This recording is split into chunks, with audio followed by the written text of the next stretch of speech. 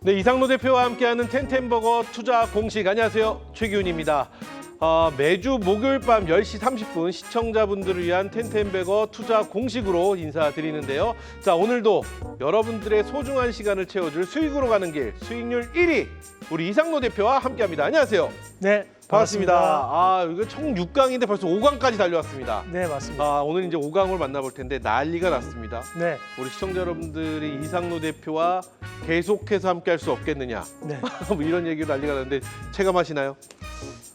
많은 연락이 오고 있습니다. 뭐 지금 현재 게시판을 통해서도 그렇고 네. 유튜브에서도 많은 분들이 좀 찾아주시는 것을 제가 체감적으로 느낄 수 있습니다. 마찬가지로 또 서울 지역에 네. 저희가 수익률 1위 버스가 현재 돌아다니고 있는데 그렇죠. 또 많이 찍으셔가지고 또 저희한테 보내주신 분들도 많으신 것 같습니다. 앞으로도 열심히 응원해 주실 만큼 저도 최선을 다해서 여러분들께 확실한 주식 정보 드릴 수 있도록 하겠습니다. 좋습니다. 자, 우리 이상로 대표의 강의 워낙 내용도 좋고 수익률 1위를 달리고 있는 우리 최고의 전문가이기 때문에 많은 분들이 아시겠지만 또 이 부분에 대해서 열광을 하고 계십니다. 무엇이냐? 우리 이상로 대표가 준비한 시청자 여러분들을 위한 선물입니다. 이 네. 선물 소개 안 도와드릴 수가 없습니다. 자, 먼저 무료 텐텐버거 투자 공식 주 1회 텐텐버거 전략 리포트를 발송해 주십니다. 네. 이게 어떤 내용인지 저희가 강의를 듣고 말미에 네. 소개를 도와드리겠고요. 두 번째는 원리교육 특강 VOD 총 7강으로 되어 있죠. 네. 이 7강으로 되어 있는 VOD도 우리 시청자 여러분께 선물로 보내드립니다. 그리고 또 하나 이 방송이 끝난 다음에 연계된 라이브 방송도 계속해서 시청자 여러분께 드리는 선물로 네. 준비해 주시고 계시는데 정말 많은 분들이 열광을 하고 지금 진행을 하고 계시는 거죠, 계속해서. 네, 뭐 오늘도 마찬가지로 이 방송이 끝나고 난 다음에는 제가 온라인 강의를 통해서 여러분들이 궁금하신 부분 해결을 해드리고 있고 네. 마찬가지로 수업 시간에 미진했던 부분들 좀 더 체크를 해서 말씀드리고 있으니까 방송이 끝이 아닙니다. 방송을 통해서 공부하시고 난 다음에 또 좋은 선생님은 또 제자들을 위해서 그렇죠. 많은 질문에 대한 답변을 줄 수 있는 거잖아요. 네, 제가 그럼요. 또 답변을 드리고 있으니까 방송 끝나고 난 다음에는 온라인 강의도 꼭 참석하시길 바라겠습니다. 좋습니다. 자, 이제 오늘 드디어 5강이 출발합니다. 네. 5강의 핵심 포인트, 요거를 좀 주목해 볼 필요 있다 하는 게 뭐가 있을까요? 온 디바이스. 온 디바이스. 최근에 보면 GPU의 전쟁이 이루어지고 있습니다. 뭐 우리가 구글엔 또 TPU도 만들었잖아요. 그렇죠? 그리고 이제 우리가 모바일로 들어가는 것이 또 NPU거든요. 그만큼 현재는 이런 비메모리 반도체에 대한 경쟁이 확대가 되고 있기 때문에 우리가 미리 선점하려면 반드시 공부를 하셔야 됩니다. 오늘은 그에 따른 핵심적인 내용들 담았으니까 끝까지 보시면서 미리 선점하는 전략으로 가져가 보시길 바라겠습니다. 좋습니다. 자, 그럼 제가 말을 길게 하면 시청자 여러분들이 싫어하십니다. 네. 왜? 이상로 대표의 알찬 강의를 바로 만나보셔야 되니까요. 자, 그럼 이상로의 텐텐버거 투자 공식 그 5번째 이야기입니다. 온디바이스 AI가 여는 새로운 시장과 최대 수혜주, 지금부터 출발합니다. 네, 온 디바이스가 여는 새로운 세상과 그에 따른 수혜주 한번 같이 알아보도록 하겠습니다. 벌써 5강입니다.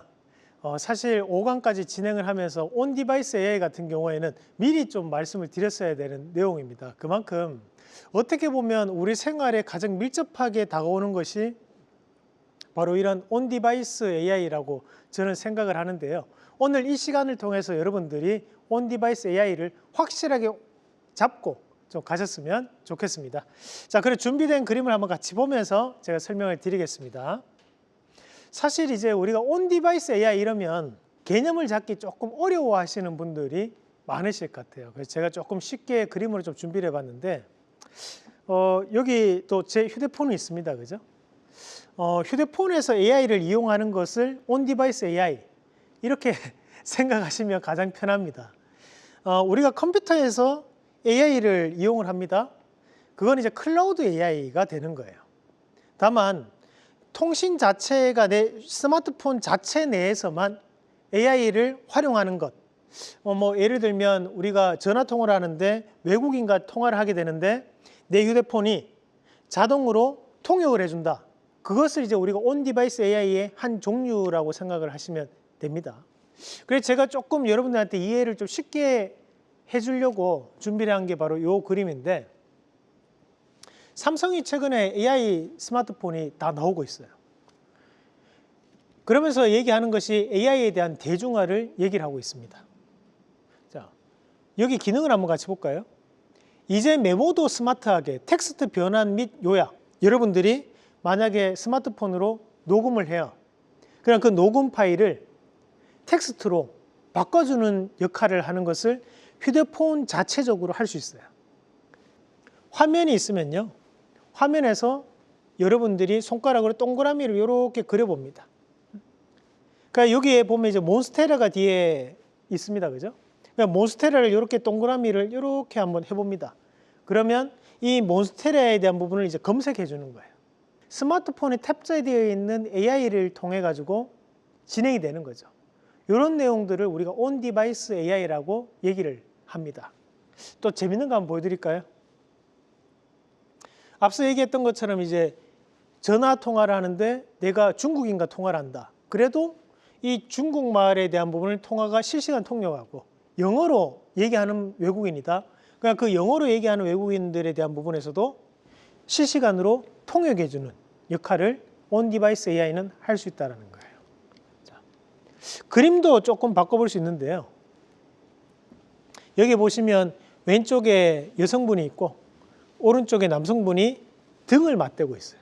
등을 맞대고 있는데 이 등을 맞대고 있는 것이 조금 바꿔가지고 서로가 마주보게끔 만들어 보자. 갤러리에서 이렇게 사람 모양을 그려가지고 피사체를 이거를 손가락으로 이렇게 옮겨 봅니다. 옮기니까 이렇게 그림이 완성되는 거예요. 우리가 가장 쉽게 접할 수 있는 온 디바이스 AI 이렇게 생각하시면 되겠습니다.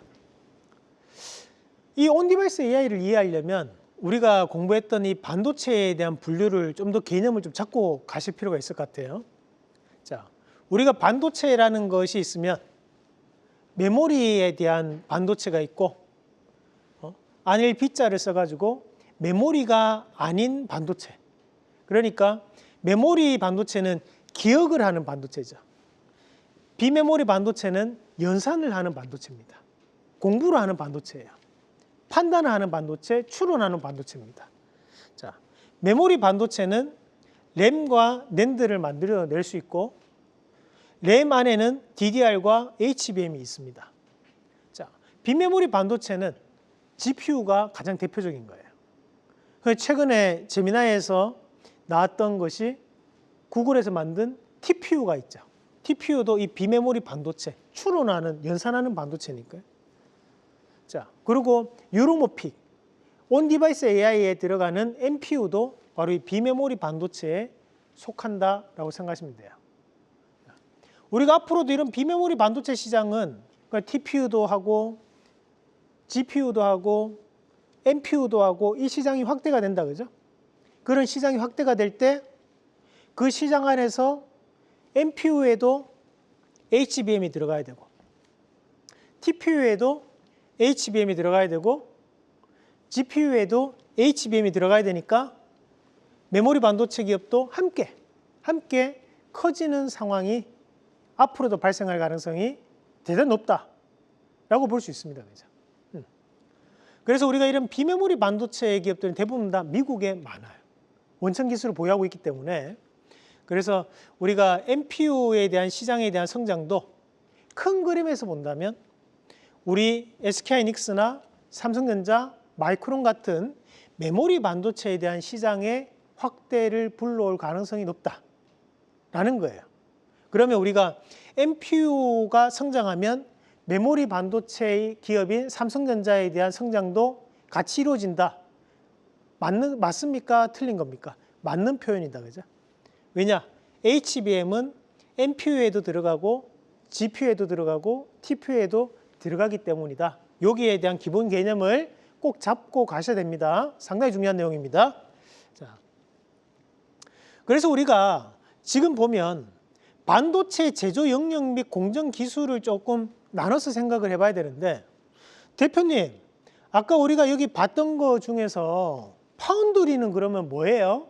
먹는 건가요? 궁금해하시는 분들 계실 수 있어요. 그죠?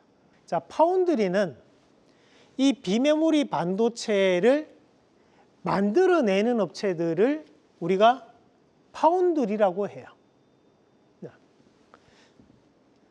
자, 우리가 파운드리에 대한 부분과 메모리 반도체에 대한 부분을 조금 구분을 해서 봐야 되는데, 자, 우리가 이 파운드리는 비메모리 반도체에 대한 설계를 실제로 반도체로 구현해내는 역할을 하는 것을 파운드리라고 합니다. 그래서 우리가 파운드리는 비메모리 반도체를 제조한다라고 생각하시면 돼요. 그럼 메모리 반도체를 제조하는 것을 파운드리라고 하느냐? 그것은 아니에요. 아닙니다. 메모리 반도체를 제조하는 것은 메모리 반도체를 제조한다고 얘기하고, 대신에 비메모리 반도체를 제조하는 것은 파운드리라고 표현을 합니다. 자, 그러면 파운드리 기업들은 어떤 것들이 있느냐? 우리가 TSMC나 또는 삼성전자의 파운드리 사업부가 또 따로 있다, 그죠? 이런 업체들은 비메모리 반도체를 제조하는 기업들이에요. 그러니까 어떤 것을 만들 수 있는데, GPU나 CPU나 AP는 뭐냐면 이제 우리가 모바일용 프로세서가 AP입니다. 자, 그리고 NPU나 이런 시스템 반도체들. 그래서 연산이나 처리할 수 있는 반도체를 만들어내는 업체들을 우리가 파운드리 회사 이렇게 얘기를 하는 거고, 자, 대신에 우리가 D램이나 낸드나 플래시, 낸드 플래시 같은 이런 데이터 저장 기능을 만들어내는 업체들은 삼성전자 메모리 사업부 또는 SK하이닉스 이렇게 표현을 합니다. 그래서 자체 제조 및 판매 전문으로 진행하는 메모리 칩이 있고, 우리가 비메모리를 만드는 것은 파운드리라고 한다. 이렇게 구분을 하셔서 생각을 하시면 되겠습니다. 자, 그러면 이런 온디바이스 AI를 할 때 굳이 왜 NPU를 써야 되나요? 왜 뉴로모픽을 써야 되는 거죠? 자, 이런 고민들을 하시는 분들도 있을 것 같아요. 온디바이스 AI로 쓰려고 할 때 우리가 NPU가 GPU나 CPU와에 대한 차이점이 어떤 차이점이 있길래 NPU의 시장이 온디바이스 AI와 결정적으로 궁합이 맞느냐, 그 얘기를 여기에서 얘기하고 있는 거예요. 자, 우선은 주요 역할이 뭔데, NPU는 AI 및 딥러닝에 대한 연산 처리를 전용으로 하는 기업입니다. 그래서 이런 애들은 이제 반복 계산이 특화되어 있는 거예요. 자, 통역해줘, 또 통역하고, 다음에 또 통역해줘. 할 일 자체는 많지 않은 거죠. 한 4가지, 5가지의 일들을 얘는 반복적으로 수행이 가능한 상황. 그래서 우리 NPU라고 생각하시면 되고, 대신에 GPU는 엄청나게 많은 일들을 할 수 있습니다. 왜냐하면 일꾼이 일단은 많아요. 1000명, 2000명 정도 돼요. 그러니까 얘네들한테 번호판 들으라도 할 수 있고, 청소하라고 해도 빨리 할 수 있고, 또는 물도화 해도 많이 할 수 있고, 우리가 계산하라고 해도 많이 할 수 있는 거예요. 그렇다 보니까 다방면의 일들을 많이 할 수 있는 기업이 바로 이 GPU라고 생각하시면 됩니다. 대신 CPU 같은 경우에는 IQ 170짜리 모범생 1명입니다. 그렇다 보니까 얘는 순차적으로 처리를 해나가야 되는 거예요. 그 AI와는 맞지 않죠.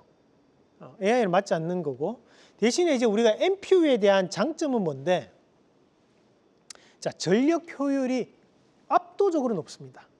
그러니까 이거는 많은 일을 할 수 있는 것은 아니지만 정해져 있는 일을 단순 반복적으로 빠르게 할 수 있다고 했잖아요. 그렇다 보니까 전력 자체를 크게 활용하지 할 필요가 없는 거죠. 그런데 우리가 GPU 같은 경우에는 전력에 대한 효율이 압도적으로 많이 들어가게 돼요. 스마트폰에서 전력을 많이 쓰게 돼요. GPU를 집어넣으면 전력을 많이 쓸 거 아니에요? 그러면 휴대폰이 1시간 정도 지났는데 배터리가 다 닳았어. 그러면 AI에 대한 성능은 뛰어나지만 이거를 과연 계속 쓸 수 있을까? 못 쓰게 되는 거예요. 결국에는 전력 효율이 좋은 NPU를 쓸 수밖에 없는 거고, 자, 또 우리가 볼 수 있는 것이 활용 방법인데요. 그렇다 보니까 NPU 같은 경우에는 AI 폰이나 또는 실시간 번역이나 또는 카메라의 화질 개선이나 온디바이스 추론에 대한 부분을 많이 쓴다라고 생각하시면 되고, 대신에 이제 GPU는 공용 PC, 공용 AI에 대한 부분 자체에서 전반적인 광범위한 데이터를 처리하거나 또는 연산하거나 추론하는데 큰 역할을 하는 것을 바로 GPU가 가능하다, 이렇게 생각을 하시면 되겠습니다. 자, 그러면 이제 우리가 이런 온 디바이스 AI하고 클라우드 AI와에 대한 차이점을 또 보셔야 되는데요. 우리가 이제 온 디바이스 AI 같은 경우에는 속도는 어떨까? 자, 우리가 스마트폰이 있으면 스마트폰에서 모든 것을 다 할 수 있어야 됩니다. 만약에 스마트폰이 지금 이제 인터넷이 연결돼 있지 않아요. 그래도 이 스마트폰에 내장되어 있는 AI는 일 처리를 할 수 있습니다. 그리고 내가 직접적으로 볼 수 있는 거니까 속도가 어떨까요? 속도가 상당히 빠르게 처리가 가능하겠죠. 보안은 어떨까요? 보안은 어차피 내 스마트폰 내에서 진행이 되는 거다 보니까 보안도 최상위의 보안이 가능합니다. 내 지문으로 인식하게 하거나 또는 나의 눈동자로 인식하게 하거나 또는 패턴으로 인식하게 하거나 이건 나만 알고 있는 거잖아요. 내 스마트폰에만 저장되어 있는 거니까 보안은 상당히 높다라고 생각하실 수 있는 거고요. 대신에 한 가지 문제는 있죠. 뭐냐? 업데이트는 느릴 수밖에 없어요. 왜? 우리가 이런 것들에 대해 데이터 자체가 이미 자체적으로 스마트폰에 저장되어 있는 데이터를 활용해서 AI가 연산을 하는 거기 때문에 새로운 데이터가 업데이트 되지는 않아요. 그죠? 이런 업데이트를 하려면 펌웨어를 업그레이드를 해야 되는 거예요. 우리가 클라우드 AI 같은 경우에는 속도는 느릴 수 있어요. 그죠? 왜냐하면 네트워크 환경이 안 좋은 환경에서는 속도는 느릴 수 있다. 다만 좋은 것은 업데이트가 빠르죠. 우리가 한 달 지나도 AI 성능은 올라갑니다. 왜냐하면 빅데이터가 좀 더 쌓여 있고 그렇게 활용할 수 있는 데이터베이스가 점점 더 늘어나고 있는 상황들이다 보니까 연산이나 추론을 하면서 점점 더 업데이트가 되고 더욱더 똑똑해지는 거예요. 대신에 우리가 보안에 대해서는 취약할 수밖에 없다는 거예요. 자, 뒤에서 소브린 AI도 한 번 더 배우시겠지만 일단은 클라우드 AI, 공용 AI 같은 비슷한 뜻이라고 생각하시면 될 것 같아요. 그래서 이런 것들은 보면 보안에 대해서는 상당히 취약할 수밖에 없다라는 부분입니다. 우리가 이제 클라우드 AI 같은 경우에는 우리가 유저에 대한 정보가 있다면 그 위에 이제 디바이스, 그러니까 우리가 쓰고 있는 전자제품들이 존재를 할 거고요. 그러면 데이터를 어디서 받아오느냐? 클라우드라는 가상의 공간에 데이터가 축적되어 있던 것들을 받아서 연산을 해서 나에게 가르쳐 주게 됩니다. 다만 온 디바이스 AI 같은 경우에는 나의 정보를 담은 AI 디바이스라는 것을 통해 가지고 나에게 정보를 주게 되는 거죠. 그래서 이런 이제 가상의 공간 자체를 활용하지 않고 스마트폰 자체 내에서 처리를 한다라는 개념으로 받아들이시면 될 것 같아요. 이 원리를 반드시 알고 하셔야 됩니다. 앞으로도 계속적으로 시장에 반복적으로 노출될 가능성이 대단히 높은 이슈입니다. 자, 그러면 이제 여기서 우리가 이런 온 디바이스 AI에 대한 부분을 봤는데 그러면 이런 온 디바이스 AI 시장이 앞으로도 커질 가능성이 높잖아요. 그러면 이 반도체 공정을 봤을 때 온 디바이스 AI가 커진다는 것은 어떤 의미를 가질 수 있는가? 그걸 우리가 한번 공부를 해봐야 될 것 같은데요. 자, 앞서 봤다시피 비메모리 반도체를 설계하는 기업이 있고 비메모리 반도체를 만들어주는 기업이 있는데 그거를 공장에서 만들어주는 기업을 뭐라고 한다고 했나요? 바로 파운드리라고 한다 했어요. 그죠? 자, 파운드리가 여기에 글씨가 보입니다. 그죠? 파운드리는 제작할 수 있는 기업들이에요. 그러면 이런 제작할 수 있는 기업들 전에 우리가 NPU나 GPU나 CPU나 TPU 같은 것들을 설계도를 만드는 기업들을 뭐라고 한다고? 그걸 팹리스라고 얘기를 합니다. 팹리스라고 얘기를 해요. 그러면 그런 이제 설계 도면들을 공장용 설계 도면으로 바꿔주는 역할을 하는 기업을 우리가 디자인 하우스라고 하는 거예요. 자, 이해가 되시죠? 그래서 지금 보면 팹리스와 디자인 하우스, 파운드리 있는데 결국에는 비메모리 반도체 시장이 커지면 커질수록 파운드리 시장도 앞으로도 커질 것이고 앞서 말씀드렸다시피 비메모리 반도체 시장이 커진다는 것은 결국 팹리스 시장도 커지고 디자인 하우스 시장도 어떻게 된다? 커질 수밖에 없다라는 내용을 얘기하고 있는 거예요. 자, 그러면 이런 팹리스라는 시장 자체에 대한 점유율은 어떻게 되는데 자, 우리가 이런 팹이라는 게 펩리스잖아요. 요거를 뜻을 좀 알고 가면 좋아요. 펩은 시설, 장비 이런 뜻이에요. 뒤에 이제 리스는 리스, 그러니까 없다라는 뜻이거든요. 그러니까 시설이 없는 회사. 그러니까 설계 도면만을 만들어내는 회사들. 그 예를 들면 우리가 뭐 글로벌적으로 보면 콜컴이나 또는 엔비디아, 또는 뭐 테슬라 이런 기업들이 이 펩리스 기업입니다. 자, 그러면 이런 펩리스 기업들은 점유율이 어떻게 되느냐? 전 세계에서 68%가 미국에서 생산해내요. 엄청납니다, 그죠? 20%가 대만에 생산합니다. 한국은요? 한국은 한 1%를 사실 많이 잡은 거예요. 그러니까 우리가 앞으로 이런 펩리스 시장은 어떻게 해야 돼요? 확대시켜 나가야 될 상황이라는 거예요. 자, 그럼 파운드리는 누가 많이 차지하고 있습니까?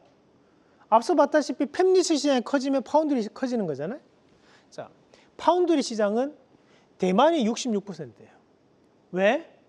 대만의 TSMC가 파운드리 시장의 대부분을 차지하고 있는 거예요. 한국이 17%, 지금 조금 더 줄었습니다. 이건 누굴까요? 삼성전자입니다. 자, 중국, 미국, 기타 순으로 나갑니다. SMIC, 그죠? 중국은. 자, 그런 업체들이 차지하고 있다라고 보시면 되고, 자, 그렇다 보니까 한국에서 이런 펩리스나 또는 파운드리 시장과 관련된 기업들에 대한 재평가는 앞으로도 어떻게 나올 가능성이 높겠다. 왜? 온디바이스 AI 시장이 커지니까 여기에 따른 부분 자체에서 수혜를 받는 기업들도 생기겠구나. 그런 내용들을 어떻게 우리는 선점해야겠다. 그죠? 자, 제가 조금 기업들에 대한 브랜드를 좀 모아서 그림으로 한번 만들어 봤는데, 우리가 이제 펩리스 기업들은 이제 테슬라나 애플, 삼성, LG전자, 뭐 현대차 그룹도 있고 이런 기업들이 있는 거고요. 그러니까 여기 보시면 이제 우리가 퀄컴 보이고, 그죠? 텔리칩스 같은 기업들도 보이고요. 자, 이런 기업들이 펩리스 칩을 설계하는 기업들입니다.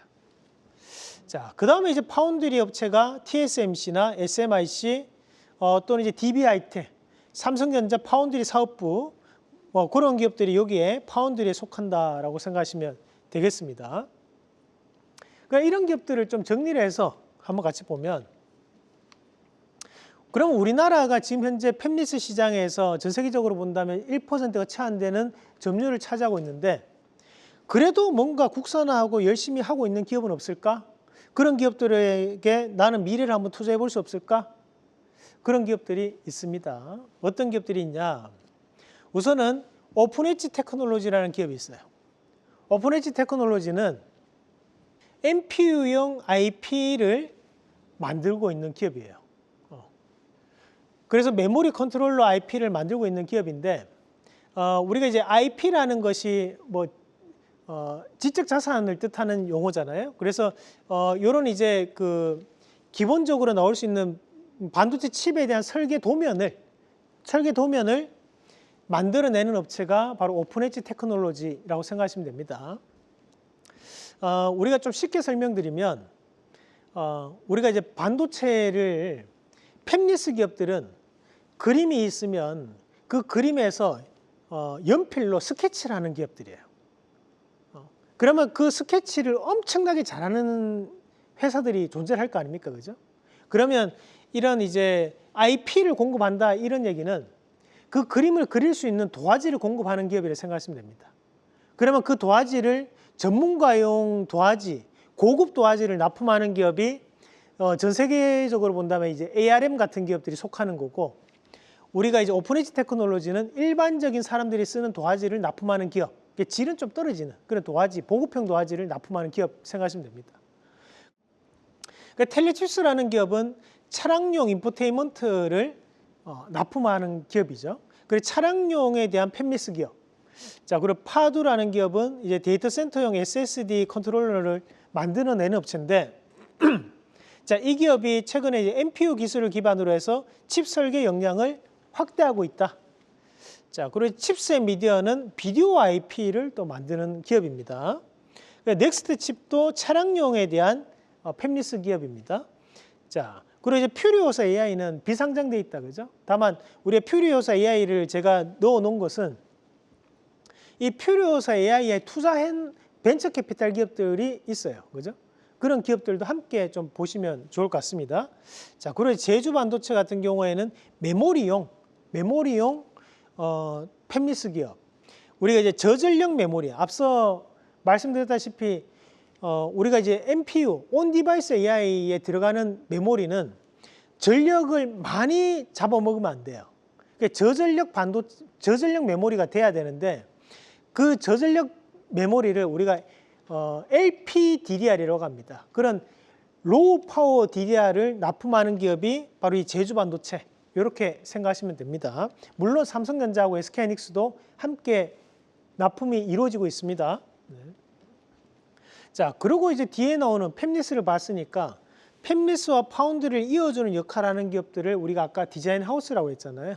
그 디자인 하우스에 대한 부분을 같이 보면, 자, 요 그림이 잘 표현했는데요. 자, 요 자료는 이제 삼성전자 자료인데, 자, 우리가 일반적으로 뭐 빌딩을 짓는다. 그래 그 빌딩에 대한 조감도를 볼 거 아닙니까, 그죠? 근데 조감도대로 100% 구현을 해내야 되는데 사실 현실적으로는 조감도대로 100% 구현해내기는 힘듭니다. 그죠?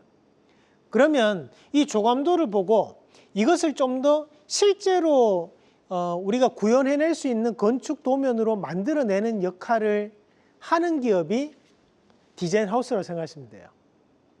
그러니까 이거를 만들어내는 회사는 파운드리 회사겠죠.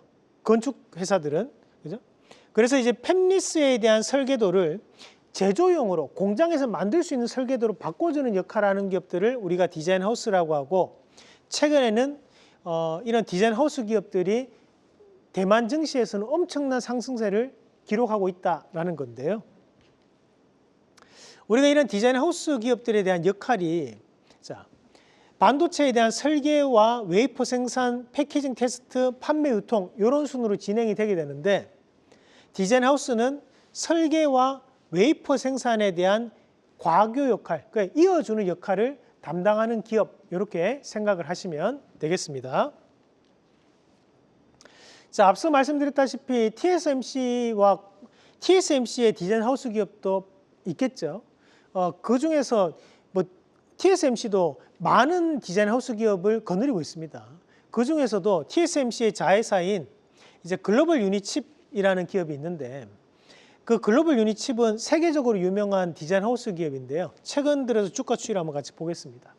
자, 주가 추이를 보시면 2025년도에 다시 한 번 더 강하게 지금 현재 진행이 되면서 신고가까지 올라가는 모습을 또 확인하실 수 있습니다. 그런데 지금 현재 우리나라 파운드리 관련된 디자인 하우스 기업들은 아직 주가가 부진한 상황들이에요. 글로벌적인 흐름이 이렇게 나타나고 있지만 우리나라 기업들은 아직도 상당히 부진하기 때문에 저는 주가가 앞으로도 바뀔 수 있다고 보고, 그러면 그런 디자인 하우스 관련된 기업들이 하는 역할은 좀 더 정리를 해본다면, 자, 제가 일부러 그림을 넣어봤습니다. 자, 요거는 이제 이 반도체에 대한 설계 도면입니다. 그러니까 요렇게 이제 만드는 거예요. 우리가 실제로 반도체 설계 도면이 있고 그것을 공장에서 만들 수 있게끔 공장용 설계 도면을 재생산해내는 역할을 하는 것을 우리가 디자인 하우스라고 하는 거고, 자, 논리적인 설계도를 물리적 설계도로 전환하는 역할. 자, 이게 중요한 이유가 우리가 이런 디자인 하우스 기업이 없으면 반도체에 대한 결합률이 높아질 수밖에 없어요. 요즘은 이제 더욱더 고성능화가 되다 보니까 정말 그 정교하게 반도체 도면이 이루어지게 되거든요. 그러면 그 도면이 공장에서 직접적으로 그 도면대로 만들 수 있는 게 있고, 그걸 조금씩 수정을 해야 된단 말이죠. 그런 수정을 해서 공장에서도 여기에 대해서 결함 없이 만들 수 있도록 하는 역할을 우리가 수율이라고 하는데, 그런 수율을 극대화시켜서 오류를 최소화시키는 것. 그래서 반도체에 대한 파운드리 시장에 대한 생태계가 확장되도록 만들어주는 역할을 하는 기업들을 우리가 디자인 하우스, 그러니까 그에 따른 관련된 기업들은, 자, 이런 기업들이 있는 거예요. 첫 번째로는 이제 AD 테크놀로지라는 기업이 있습니다.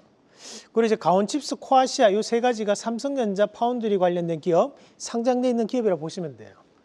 그래서 현재 이제 AD 테크놀로지 같은 경우에는 국내 최초의 디자인 하우스 기업입니다. 그래서 과거에는 TSMC와에 대한 관계를 가졌었는데 최근에는 삼성전자 파운드리 생태계에 관여하고 있는 기업으로 알려져 있습니다. 자, 그리고 이제 가온칩스라는 기업은 MPU 등 고성능 시스템 반도체 분야에 대해서 좀 더 특화되어 있는 기업이라고 보시면 되겠고요. 자, 코아시아는 왜 삼성전자가 보면 스마트폰에 엑시노스 얘기 들어보셨나요? 엑시노스? 뭐 엑시노스 2500, 엑시노스 2400 이런 데 들어보셨습니까? 그 엑시노스에 대한 설계를 삼성전자와 코아시아 넥셀이라는 기업이 같이 했어요. 그래서 이 코아시아는 그 코아시아 넥셀의 관계사라고 계열사라고 생각하시면 됩니다. 이 코아시아는 삼성 파운드리에 대한 디자인 하우스 역할을 현재는 또 진행을 하고 있는 기업. 자, 그리고 이제 우리나라에도 TSMC에 대한 디자인 하우스 기업이 있는데 그 기업이 바로 이 에이징랜드입니다. 그래서 에이징랜드는 TSMC 시장이 커지면 커질수록 에이징랜드도 그에 따른 수혜를 받을 수 있는 기업, 이렇게 알아두시면 되겠습니다. 그래서 이런 시스템 반도체 과정 내에서 디자인 하우스가 하는 역할들이, 자, 회로 설계는 팹리스 기업들이 하는 거고, 그 다음에 나오는 이제 디자인부터 IP 소싱, 제품화 설계, 패키지 설계까지 진행을 하고, 그걸 뒤에 파운드리 기업에게 넘겨주는 역할을 한다라고 생각하시면 돼요. 자, 그러면 우리가 이런 온 디바이스 AI를 만들 때 필수적으로 있어야 되는 상황들, 연료들 크게 두 가지로 보시면 되는데, 하나가 메모리이고 하나가 패키징 기술입니다. 자, 여기서 나오는 이 메모리는 우리가 LPDDR이라고 해서 저전력 메모리를 얘기를 하는 거고요. 자, 패키징 기술은 TSV 또는 3D 적층 또는 SIP 또는 팬아웃, 이 공정에 대한 패키징 기술을 가지고 있어야지만 온 디바이스 AI를 만들 수 있다, 이 얘기입니다. 자, 2019년도에 나왔던 뉴스예요. 오래됐다 그죠? 삼성전자 세계 최초 12GB에 대한 LPDDR5를 양산하기 시작했다. 자, 이때는 그냥 넘겼던 내용이죠. 이 LPDDR이라는 것이 앞서 봤던 저전력 메모리고, 이 저전력 메모리는 온 디바이스 AI에 쓰는 겁니다. 한마디로 삼성은 예전부터 이 스마트폰에 대한 저전력을 구현하기 위해서 상당한 노력을 해왔던 거예요. 그래서 이 저전력 메모리 분야에 대해서 삼성전자가 상당히 기술적인 부분에서 앞서 있는 상황이라고 생각하시면 됩니다. 그러면 앞으로도 이런 온디바이스 AI 시장이 확대되면 확대될수록 삼성전자 과거부터 해왔던 이런 연구에 대한 부분들이 또다시 한 번 더 큰 폭의 수혜로 작용할 가능성이 높다는 거고요. 밑에 넣어죠. 5G 스마트폰 시장을 선점했다. 자, 그 내용이 나옵니다. 그래서 지금 보면 이런 것들이 지금 현재 여러분들의 스마트폰에 탑재되어 있고 AI 폰에도 들어가고 있다라고 생각하시면 되겠습니다. 자, 그러면 이 LPDDR에 대한 특징은 뭐냐? 자, 속도가 빠르고, 그죠? 대신에 낮은 전력 사용과 고대역폭 데이터 전송을 가능하게 한다. 여기서 중요한 것은 낮은 전력 사용과 초고속이다. 고속은 돼줘야 되겠죠. 왜냐하면 스마트폰에서 빠르게 반응하는 속도가 보여줘야 되니까. 자, 그런 내용들이 그램에도 나와 있습니다. 자, 그러면 여기서 이제 우리가 봐야 되는 것이, 대표님 아까 전에 우리가 메모리를 정리를 할 때 우리가 이런 HBM을 공부를 했었잖아요. 그리고 DDR을 공부를 했었는데 그 DDR 안에서도 LPDDR과 HBM에 대한 차이는 뭔가요? 그리고 특히 AI용으로 들어가는 AI HBM과 온디바이스 AI에 들어가는 LPDDR에 대한 차이는 뭔가요? 그걸 제가 표로 한번 만들어 봤습니다. 자, 우선은 HBM 같은 경우에는 무조건 빠르면 돼요. 그리고 무조건 큰 대역폭을 가지고 있으면 됩니다. 우리가 HBM이라는 것이 하이 밴드위드 메모리예요. 고대역폭 메모리를 얘기하는 거예요. 그러니까 초저지연성, 그리고 빠른 반응 속도, 빠른 전송 속도를 얘기하는 거죠. 자, 다만 우리가 LPDDR이라는 것은 로우 파워 DDR이거든요. 그러니까 요거는 극도의 저전력, 전력이 많이 들면 안 돼. 왜? 스마트폰에 들어가야 되고 나의 전자기기에 들어가야 되니까 전력에 대한 소모가 빠르면 안 돼요. 그럼 배터리가 빨리 닳아요. 그리고 발열이 심해지겠죠. 그러니까 전력이 낮아야 돼요. 그리고 작아야 됩니다. 왜? 전자기기를 이따만한 거 들고 다니는 사람 없잖아요. 옛날에 스마트폰 이만한 거 들고 다니는 거 없잖아요. 그죠? 옛날 시티폰 이런 것들 큰 거 들고 다니는 사람 없지 않습니까? 다들 작은 스마트폰 들고 다니는. 그렇다 보니까 소형화가 돼줘야 된다. 자, 그러면 특징은 뭐 어떻게 봐야 되느냐? 이런 것들은 이제 우리가 투자 포인트를 본다면 패키징 기술 및 수율 경쟁이 중요한 부분들인데, 대신에 우리가 LPDDR 같은 경우에는 전력의 효율을 어떻게 더욱더 개선할 수 있을까? 또는 어떻게 좀 더 가볍게 만들 수 있을까? 가볍게 만드는 거 중요하죠. 작게 만드는 것만큼 가볍게 만드는 거 중요해요. 내가 들고 다닐 수 있게끔, 휴대할 수 있게끔 돼줘야 되는 것들이니까. 그러니까 어떤 제조사들이 있느냐? 자, HBM은 삼성전자, SK하이닉스, 마이크론이 있고요. 대신에 온디바이스 AI 들어가는 LPDDR은 삼성전자, SK하이닉스, 마이크론이 있습니다. 똑같네요. 그죠? 맞습니다.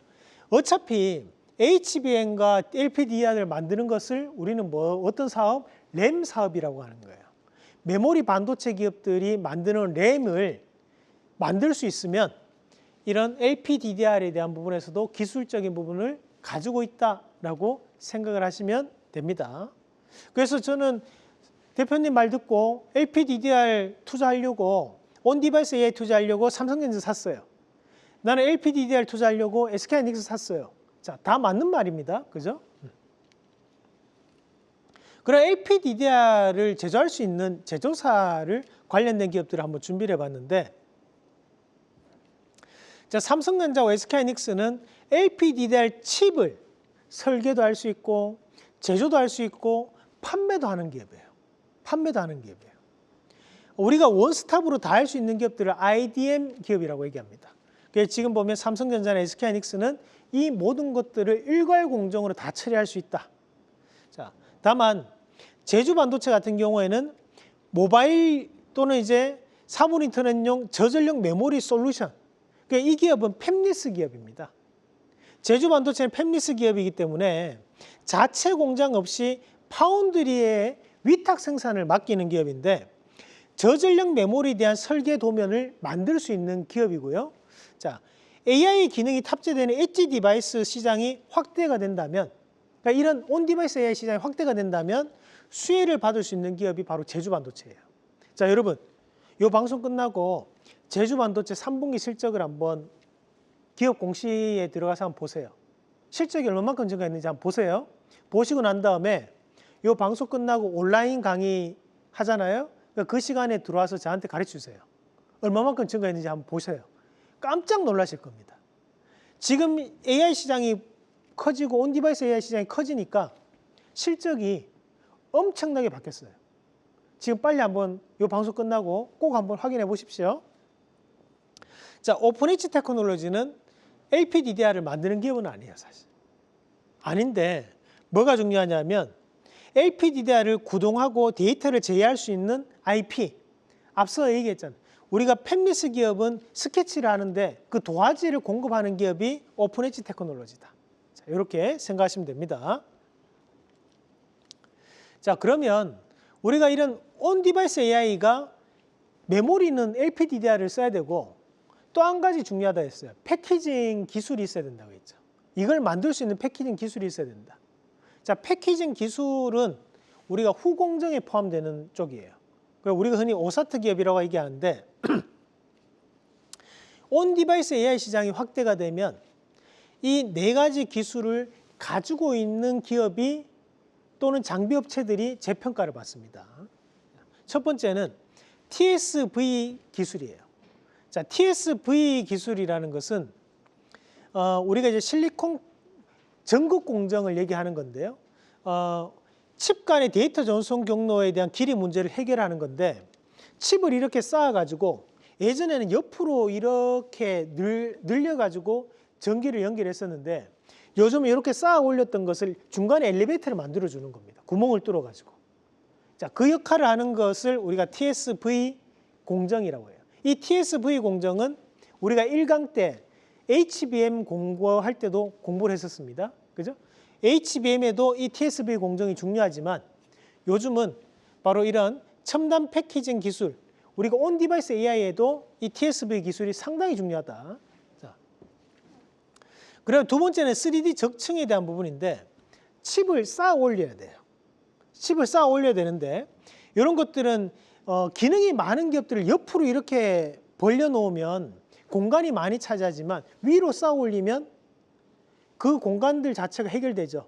아파트도 마찬가지죠. 우리가 아파트가 차지하는 공간 면적이 있고 전원주택들이 차지하는 공간 면적들이 있으면 어디가 공간 면적이 더 큽니까?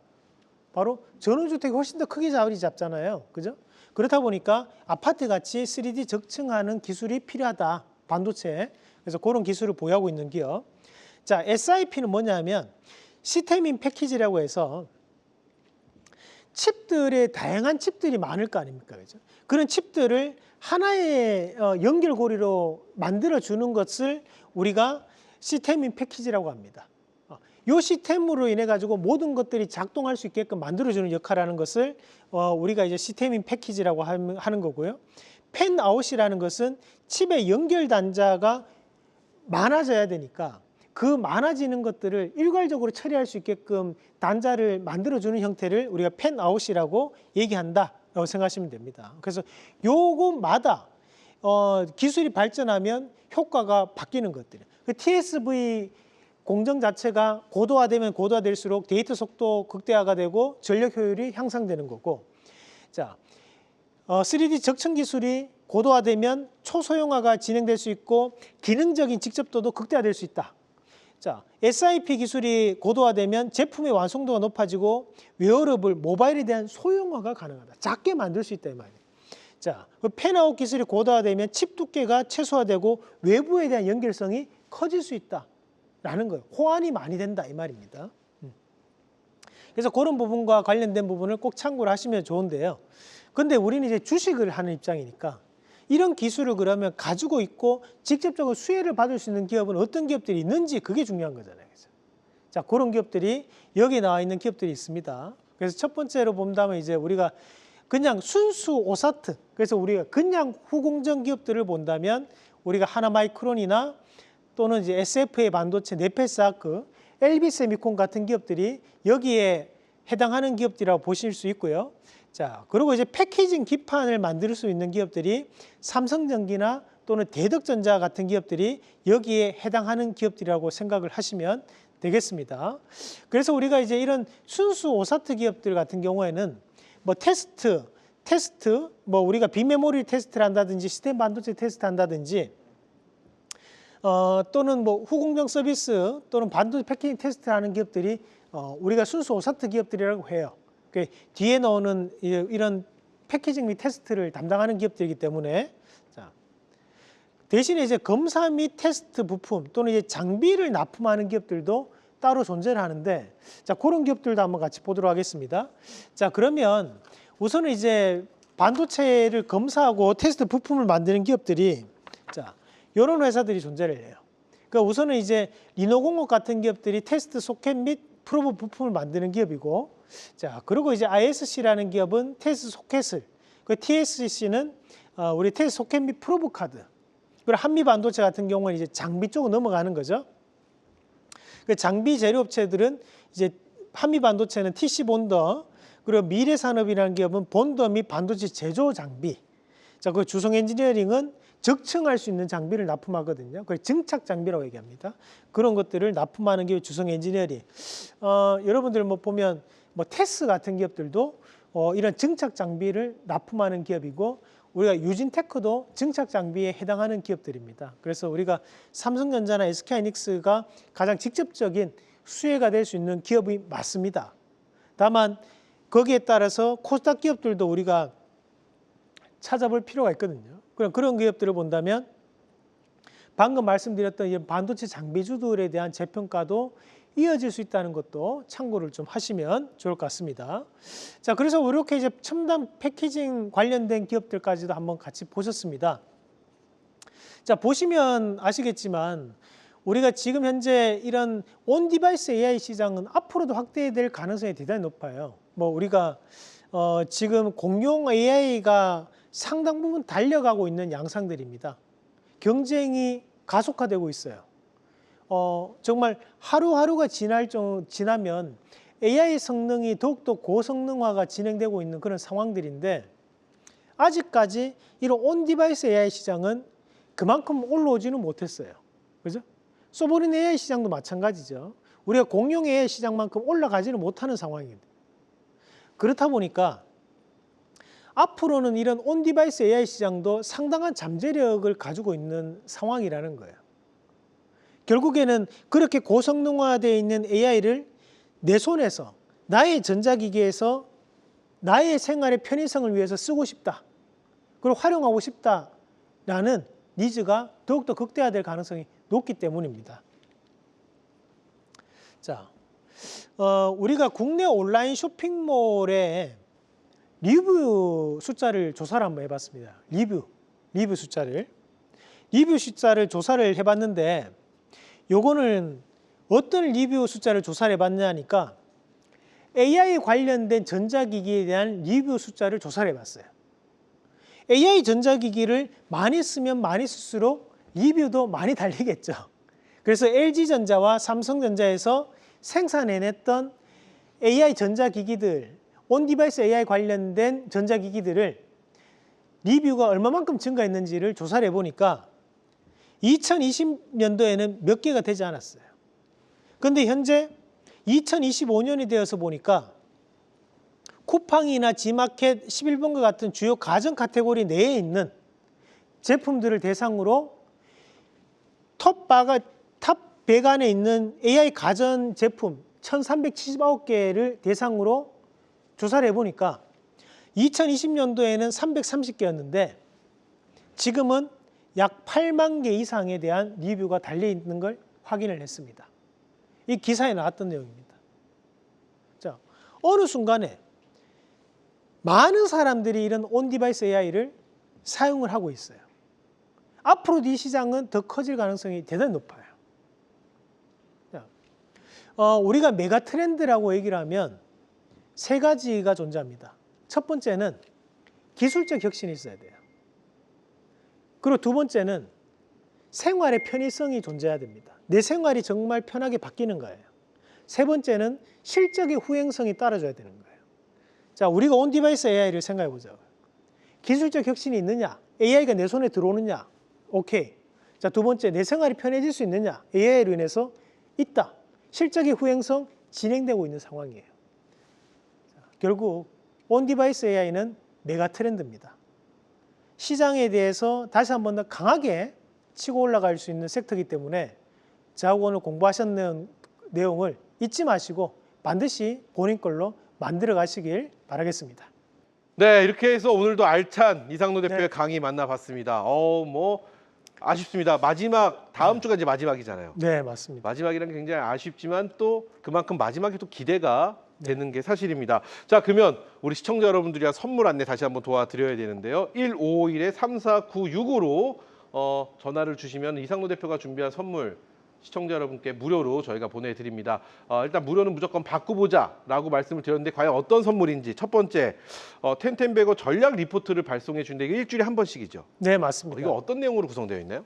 일단은 한 주간에 어떻게 전략을 짜고 우리가 지수에 대한 방향을 함께 헤쳐나가 보고요. 거기서 중요한 것은 자, 이런 전략이 아무리 좋더라도 어떤 종목을 사야 되는지가 또 중요하지 않습니까? 네. 그래서 우리가 또 한 주간 공략해 볼 수 있는 종목까지도 적어서 보내드리고 있기 때문에 여러분들 꼭 보시면서 한 주간 저하고 쉽게 시장을 한번 풀어나가 보시길 바라겠습니다. 좋습니다. 자, 그럼 두 번째 주식 원리교육 특강 VOD가 제공이 되어 있는데 무려 7강으로 준비되어 있습니다. 네, 맞습니다.